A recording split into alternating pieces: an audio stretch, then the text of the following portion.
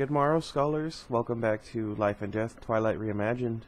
Here we are at the end. Who would have thought? It seems like just yesterday I started reading this. I'm glad I said this, because otherwise it would have sounded like very odd. Okay, we don't have many pages left. And some of that's from the author. Let me know if I should read that, although I guess I might not. Anyway, let's get on to the chapter. We are on the epilogue, An Occasion, page 372. Are you sure this was a good idea? She asked. I should be here. Tell me if it gets to be too much. I nodded. We were 100 feet up in the branches of a tall hemlock, sitting side by side on a thick bough. I had my arm around her, and she held my other hand in both of hers. I could feel her eyes were on my face, worried. The branch swayed under us in the wind. About 2 miles away, a caravan of cars was driving up Callaway Way. Callaway, perhaps? With all their headlights on, though it was daytime. It's actually safer for you to do that, so that cars are more likely to notice you. Never mind. We were southeast and upwind, carefully situated so that we wouldn't be close to any people. It was too far for Edith to be able to hear much of what anyone was thinking, but that was okay. I was sure I'd be able to guess most of it. The first car was the hearse. Right behind it was the familiar cruiser. My mom was in the passenger seat and Phil was in the back. Yeah. I recognized almost everyone in the cars that followed. I couldn't watch the actual funeral. It had been held inside a church building. The graveside service would have to be enough. The hearse was overkill. There hadn't been enough of the body that they'd found inside the burnt-out shell of my truck to need a casket. If I'd been able to consult with my parents, I would have told them not to waste the money and just get an urn. But I guess if it made them feel better, maybe they really wanted a grave to visit. I'd seen where they were putting me, or what they thought was me. The hole was dug yesterday, right beside Grandma and Grandpa Swan. They'd both died when I was little, so I hadn't known them well. I hoped they didn't mind having a stranger next to them. I didn't know the stranger's name. I hadn't wanted to know every detail about how Archie and Eleanor had faked my death. I just knew that someone roughly my size who had been recently interred and had taken one last trip. I assumed that all the identifiers had been destroyed, teeth, prints, etc. I felt pretty bad for the guy, but I suppose he didn't mind. He hadn't felt anything when the truck veered into a ravine somewhere in Nevada and burst into flames. His family had already mourned. They had a tombstone with his name on it, like my parents had now. Charlie and my mom were both pallbearers. Even from this distance, I could see that Charlie looked 20 years older and my mom moved like she was sleepwalking. If she hadn't had the casket to hold on to, I'm not sure she would have been able to walk in a straight line across the cemetery lawn. I recognized the black dress she was wearing. She'd bought it for a formal party and then decided it aged her. She ended up going to the party in red. Charlie wore a suit I'd never seen before. I guess it was old rather than new. It didn't look like it would button, and his tie was a little too wide. Phil helped too, and Alan and his dad, Reverend Weber.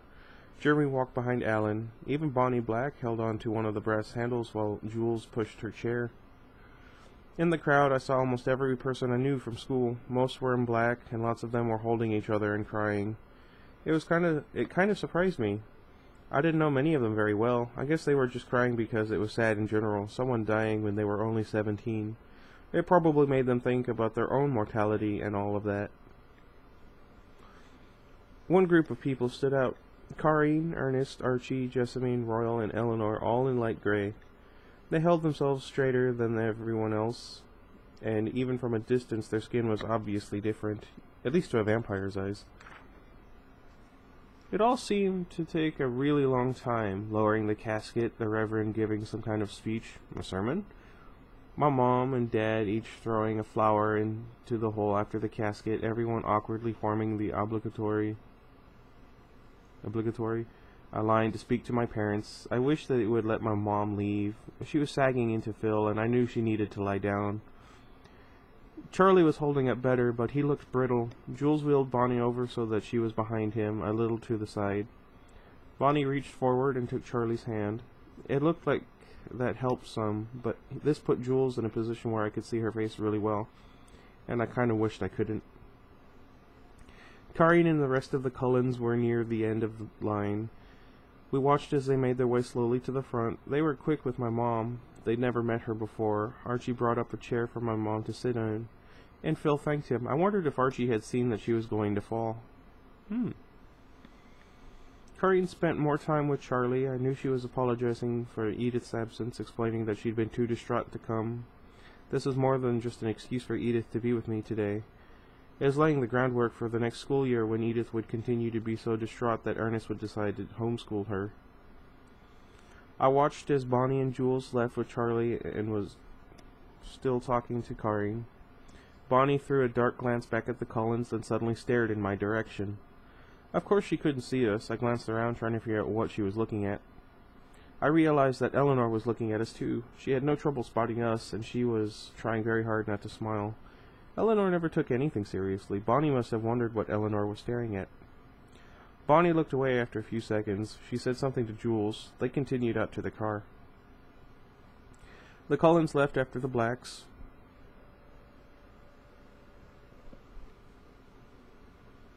The line dwindled, and finally my parents were free. Phil took my mom away quickly, and the Reverend gave them a ride. Charlie stayed alone while the funeral home employees filled the hole in. He didn't watch. He sat in the chair that my mom had used and stared away to the north. I felt my face working, trying to find the expression that went with my grief. My eyes were too dry. I blinked against the uncomfortable feeling. When I took my next breath, the air hitched out of my throat like I was choking on it. Edith's arms wrapped tight around my waist. I buried my face in her hair. "I'm so sorry, Bo. I never wanted this for you." I just nodded. We sat like that for a long time. She nudged me when Charlie left so that I could watch him drive away. "Do you want to go home?" she asked. "Maybe in a little while." "All right." We stared at the mostly empty cemetery. It was just getting darker. A few employees were cleaning up the chairs and trash. One of them took away the big picture of me, my school picture from the beginning of junior year back in Phoenix. I'd never liked that one much. I hardly recognized the boy with the uncertain blue eyes and the half-hearted smile. It was difficult to remember being him. Hard to imagine how he must have looked to Edith back in the beginning. "You never wanted this for me," I said slowly. "What did you want? How did you see things happening, going with the fact that I was always going to be in love with you?" She sighed. "Best case scenario, I hope that I would get strong enough that we could be together while you were human, that we could be something more than just boyfriend and girlfriend. Someday, if you didn't outgrow me, more than just husband and wife, we wouldn't be able to grow old together, but I would have stayed with you while you grew old. I would have been with you for all the years of your life." She paused for a second. "And then, when your life was over, I wouldn't have wanted to stay without you. I would have found a way to follow." She looked startled when I laughed. It wasn't a very robust laugh, but I was surprised that it felt good. "That was a really, really horrible idea," I told her. "Can you imagine when people thought I was your dad, your granddad? I'd probably get locked up." She smiled hesitantly. "That wouldn't have bothered me, and if anyone had locked you up, I would have busted you out." "But you would have married me?" I asked. "Really?" Now she smiled wider. "I still will. Archie's seen it." I blinked a few times. "Wow. I'm super flattered. You would really marry me, Edith? Is that a proposal?" I thought about it for a second. Sure it is. Will you?" She threw her arms around me. "Of course I will. Whenever you want." "Wow," I said again. I hugged her back and kissed the top of her head. I think I could have done better with the other version, though. She leaned back to look at me, and her face was sad again. Any other way ended here, too. But there could have been a better goodbye. I didn't want to think about what my last words to Charlie were, but they were constantly on my mind. It was the biggest regret I had. I was glad the memory wasn't sharp, and I only hoped it would fade more with time. What if we had gotten married, graduated together, put in a few years at college, then had a great big wedding where we invited everyone we knew, let them all see us happy together, give really sappy speeches, have a reason to tell everyone how much we love them, then go away again, back to school somewhere far away. She sighed. "That sounds nice, but you end up with a double funeral in the end." Maybe we'd be really busy for a year, and then And when I'm a mature vampire and all under control, I could see them again. Right, she said, rolling her eyes. And then all we have to worry about is never aging and getting on the bad side of the Volturi. I'm sure that would end well. Okay, you're right. There's no other version. I'm sorry, she said quietly again. Either way, though, Edith, if I hadn't been dumb enough to run off and meet that tracker, she hissed, but I kept talking. It would have only delayed things. We still end up here. You're the life I chose. She smiled, slowly at first, but then suddenly her smile was huge and dimpled. It feels like my life never had a point until I found you. You're the life I was waiting for. I took her face in my hands and kissed her while the branch swayed back and forth under us. I never could have imagined a life like this. There was a heavy price to pay, but one I would have chosen to pay even if I had all the time in the world to consider. We both felt it when her phone vibrated in her pocket. I figured it would be Eleanor, sarcastically wondering if we'd gotten lost on our way back, but then Edith answered the phone. Karine? She listened for just 1 second, her eyes flying open. I could hear Karine's voice trilling at top speed on the other end. Edith shoved off the branch, phone still in hand.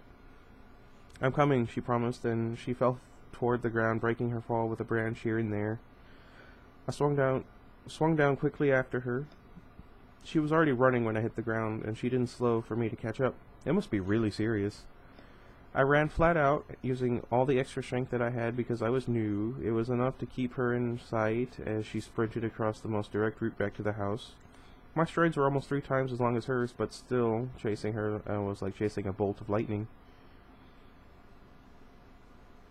It was only when we were close to the house that she let me catch up. Be careful, she warned. We have visitors. And then she was off again. I pushed myself even harder to try and match her. I didn't have the positive perception of visitors. I didn't want her to meet them without me next to her. I could hear snarling before we were at the river.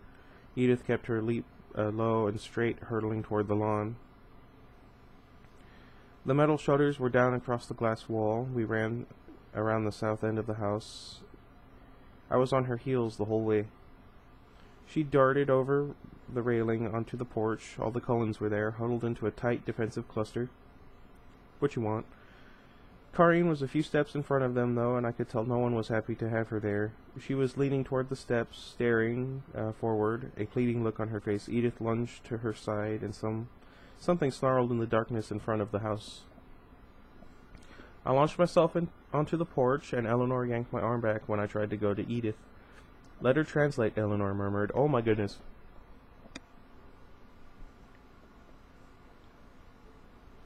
Ready to rip out of her hands, not even Eleanor was strong enough to stop me while I was so young. I looked out past Karine to see what the vampires are facing. What? I'm not sure what I was expecting. A large group, maybe, since the Cullens seemed so defensive. What I wasn't prepared to see were 3 horse-sized wolves. That'd be awesome. They weren't growling now, and all of their massive heads were up, their noses pointing at me. The one in the lead, pitch black and larger than either of the others, though they were both 3 times bigger than I'd ever dreamed a wolf could get, took a step forward, his teeth bared.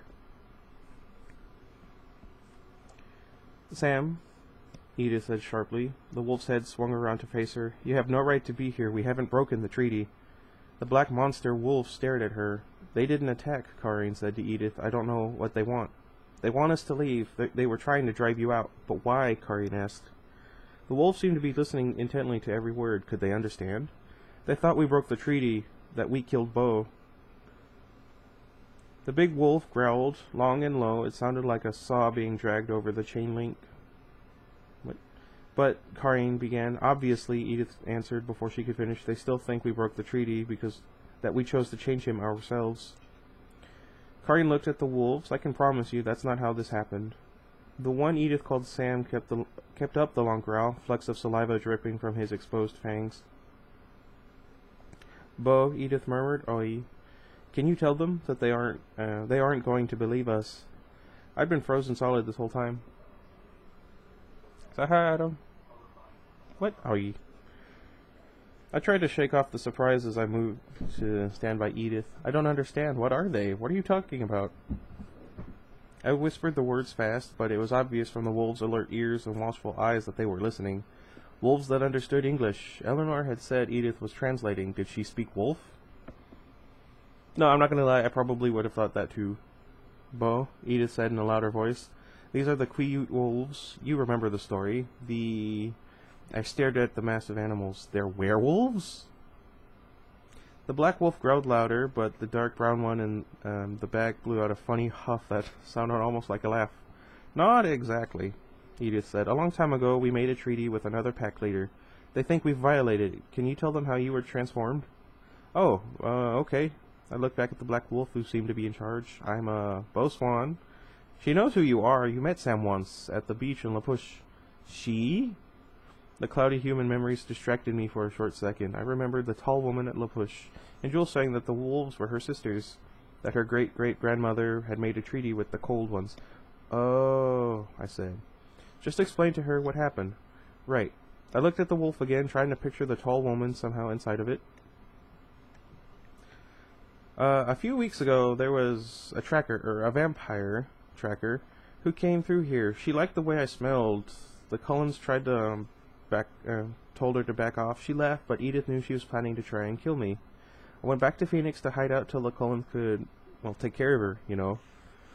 But the tracker figured out where I was and caught up to me. It was a game to her, a game with the Cullens. I was just a pawn. But she didn't want to just kill me. I guess you could say she was playing with her food. The Cullens found me before she could kill me, but she'd already bitten me. Hey, do we still have the video? I glanced over at Edith, who was staring at the wolves. She shook her head. I turned back to Sam. That's too bad. The tracker was filming the whole thing. I could have shown you exactly what happened. The wolves looked at each other. Edith's eyes were narrowed. Wait. As she concentrated on what they were thinking, suddenly the black wolf was staring at her again. That's acceptable, Edith said. Where? The black wolf huffed, and then all three were backing away from the house. When they got to the edge of the trees, they turned and ran into the forest. The Cullens all converged on Edith. What happened? They aren't sure what to do, Edith said. They were asked to clear us out. Sam is the actual chief of the tribe, but only in secret. She's not a direct descendant of the chief we made a treaty with. They want us to talk to the acting chief, the true great-granddaughter of the last wolf chief. But wouldn't that be Bonnie? I gasped. Edith looked at me. Yes, they want to meet at a neutral location so that Bonnie can see you and make the call. See me? But I can't get that close. You can do it, Beau, Edith said. You're the most rational newborn I've ever seen. It's true, Corrine agreed. I've never seen someone adapt so easily. If I didn't know better, I'd say you were a decade old. 'Cause he's special. It wasn't that I thought they were lying, just maybe that they didn't get the magnitude of what they were proposing. But it's Bonnie. She's my dad's best friend. What if I hurt her? We'll be there, Eleanor said. We won't let you do anything stupid. Actually, Edith said. Eleanor looked at her, shocked. They asked that we bring no more than their pack. Only 3. I already agreed. Beau has to be one, I have to be one, and the other needs to be Corrine. It was clear Eleanor was hurt. Is that safe? Ernest asked. Edith said, it's not an ambush, or they hadn't decided to make it one. Not yet, Jessamine said. She was standing protectively by Archie, and there was something wrong with him. He looked a little dazed. Archie? I asked. I'd never seen him look like he was behind things instead of ahead of them. I didn't see them, he whispered. I didn't know they were coming. I can't see now. I can't see this meeting. It's like it doesn't exist. That'd be so scary for somebody like that. I could see that this was news only to me. The others had heard it before we'd arrived, and Edith had already picked it out of his head. What does that mean? I asked. We don't know, Edith answered sharply. And we don't have time to figure it out now. We want to be there when they arrive. We don't want them to have a chance to change their minds. It will be fine, Corrine said to the others, her eyes on Ernest. The wolves are just trying to protect the people here. They're heroes, not villains. They think we're villains, Earl pointed out. Heroes or not, Corrine, we still have to accept that there are enemies. It doesn't have to be that way, Corrine whispered. At least one of them has, the bright sure head on their shoulders. I don't know. And it doesn't matter either way tonight, Edith said. Tonight Beau needs to explain to Bonnie so that we don't have to make the choice between leaving Forks and raising suspicions, or getting into a fight with 3 barely legal wolves who are just trying to protect their tribe. Archie can't see if you'll be in danger, Jessamine reminded her. We'll be fine. Bonnie won't want to hurt Beau. I'm not sure that's true now, and I know that she won't have any problem watching you get hurt. I can hear the wolves just fine. They won't take us by surprise. Tell us where to go, Eleanor said. We'll keep our distance and only come if you call. I promise. There's no reason to go back on my word. We need them to see that they can trust us, now more than ever. No, Edith said as Jessamine apparently thought of another argument. We don't have time. We'll be back soon. Eleanor grumbled, but Edith ignored her. Bo, Karine, let's go. I took off after her, and I could hear Karine do the same. Edith didn't run as fast this time, and we both easily kept up. You seem very confident, Karine said to Edith. I got a good look at their minds. They don't want this fight either. There are 8 of us. They know they won't win if it comes to actual bloodshed. It can't. I won't hurt them. I'm not in disagreement with that, but it would cause problems if we left now. I know. I listened, but my thoughts were far away, thinking about Bonnie and Charlie and the fact that I should be nowhere near human beings right now. I heard plenty from the others about the newborn years, especially Jessamine, and I wasn't ready to try to be the first exception to the rule.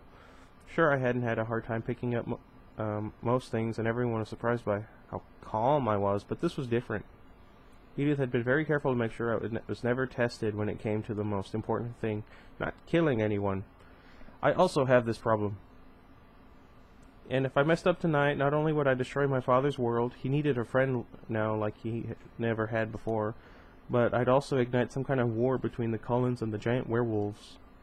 I'd never felt clumsy in this new body, but suddenly the same sense of impending doom was hanging over me. There was a chance to mess things... here was my chance to mess things up in a really spectacular way. Edith led us northeast. We crossed the freeway where it turned east toward Port Angeles, and continued due north for a short time, following a smaller road. Edith stopped in a wasteland on the side of the dark road, a large clearing recently made by loggers. Edith, I don't think I can do this. She took my hand. We're upwind. Karine and I will stop you if anything happens. Just remember not to fight us. What if I can't control it? What if I hurt you? Don't panic, Bo. I know you can do this. Hold your breath. Run away if it gets bad. But Edith... She put her finger to her lips and stared southward. It wasn't long before a set of headlights turned into view. I was expecting the car to pass. After all, the wolves wouldn't even fit inside the little sedan, but it slowly came to a stop not far from where we waited, and I realized it was Bonnie inside and someone else in the driver's seat. The 2 of the wolves were there, coming from the forest on the other side of the road. They split to move around the car on either side. It looked protective. The woman in the driver's seat got out and came around to get Bonnie. I was sure it wasn't Sam, though her hair was just as short. I stared at her, wondering if I'd met her on the beach, too, but she didn't look familiar. Like Sam, she was tall and looked strong. Yeah. Wait, what? Oh my goodness. Why do I say things? Clearly she didn't just look strong. She picked up Bonnie in her arms and carried her like the older woman weighed nothing.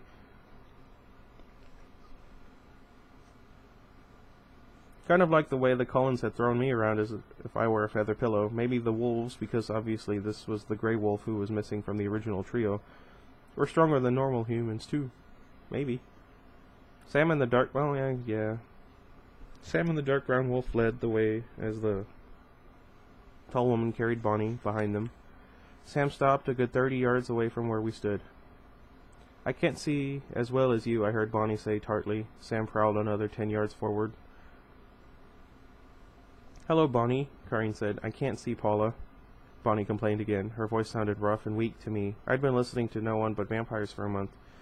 The half-wolf, half-human pack moved slowly forward until they were only 10 yards away. I held my breath, even though the light wind still blew from behind me. Karine Cullen, Bonnie said coldly. I should have put it together sooner. It wasn't until I saw you at the funeral that I realized what had happened. But you're wrong, Edith said. That's what Sam says, Bonnie answered. I'm not sure she's right. Bonnie's eyes flickered to me, and she shuddered. All we have is Beau's word and our own. Will you believe either? Edith asked.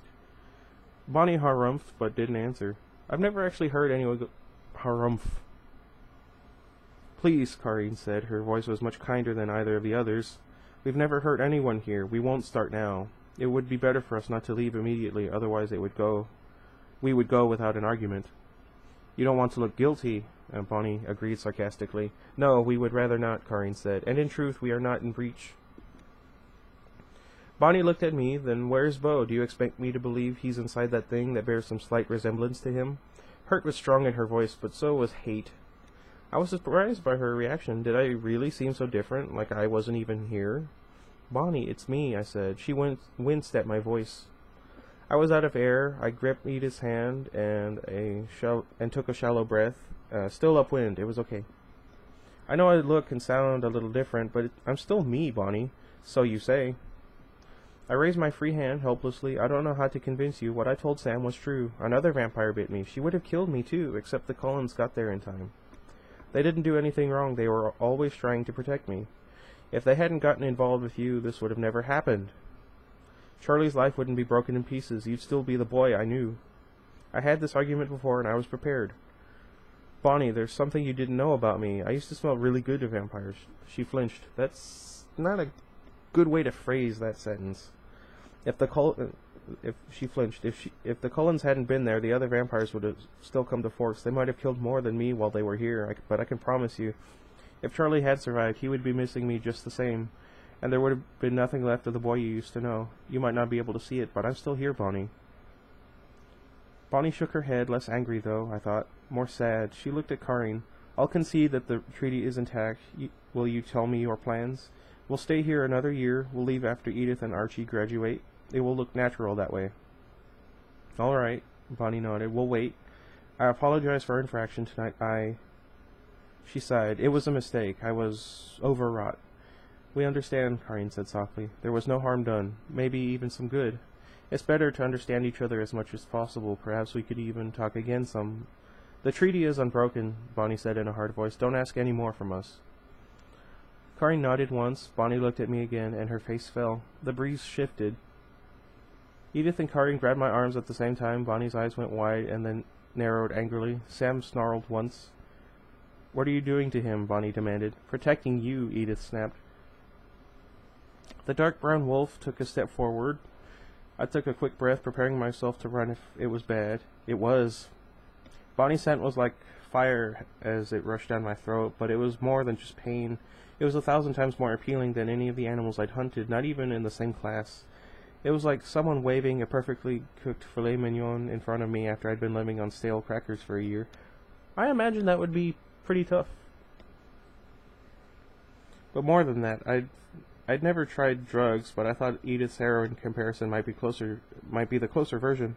And yet, while I wanted to quench my thirst badly, I knew instantly that I didn't have to. I wouldn't want to be any closer to her, no.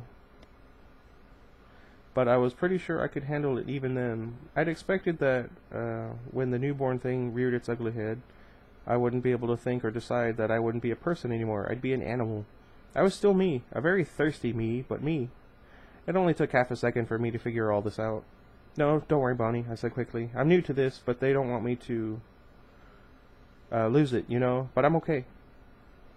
Edith slowly took her hand off of my arm. Karin looked at me, her face kind of odd.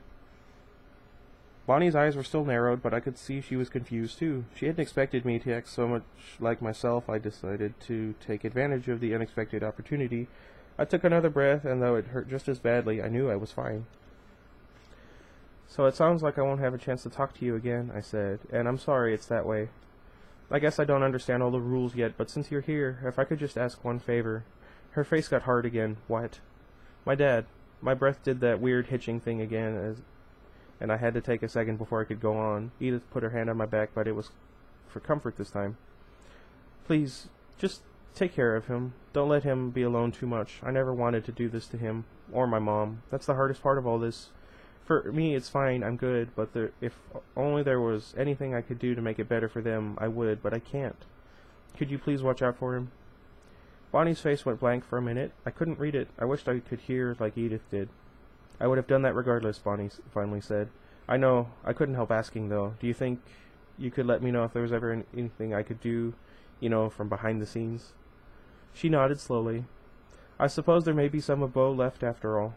I sighed. She was not going to believe it if I told her that all of me was left, that there was just more added on top. Is there anything else I can do for you? I froze for a tenth of a second, surprised by the offer. I could tell Edith and Karin were surprised too, but there was something more I wanted.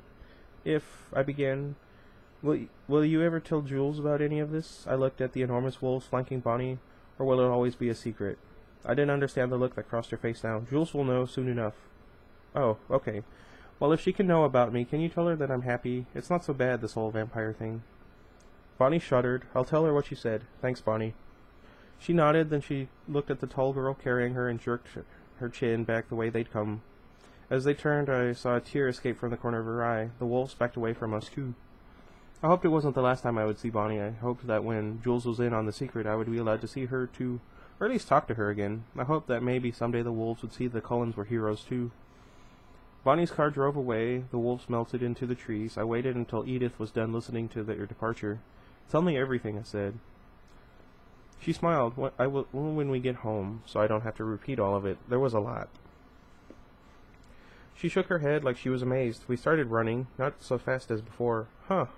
Actual werewolves. This world is even weirder than I thought, I said. Agreed, Edith said. That's right, you thought there weren't werewolves anymore. That must have been kind of a shock. They weren't the most shocking thing I saw tonight. I looked at her, then at Karine. Karine smiled like she was in on some joke. I mean, I knew you were special, see? Oh, but that was something else back there. Jessamine's not going to believe it. Oh, but... I stared at her. You said you knew I could do this. She dimpled. Well, I was pretty sure the wind would hold steady. Karine laughed, and then she exchanged a glance with Edith. She sped up as Edith slowed. In a second, we were alone. I kept pace with Edith and stopped when she stopped. She put her hands on either side of my face. It's been a long day, a hard one, but I want you to know that you're extraordinary and I love you. I pulled her tight against me. I can handle anything as long as you're with me. She wrapped her arms around my neck. Then here I will stay. Forever, I said. Forever, she agreed. I leaned down until my lips found hers. I imagined it would take a while. Forever was going to be amazing. Wow, 31 minutes. Almost 32.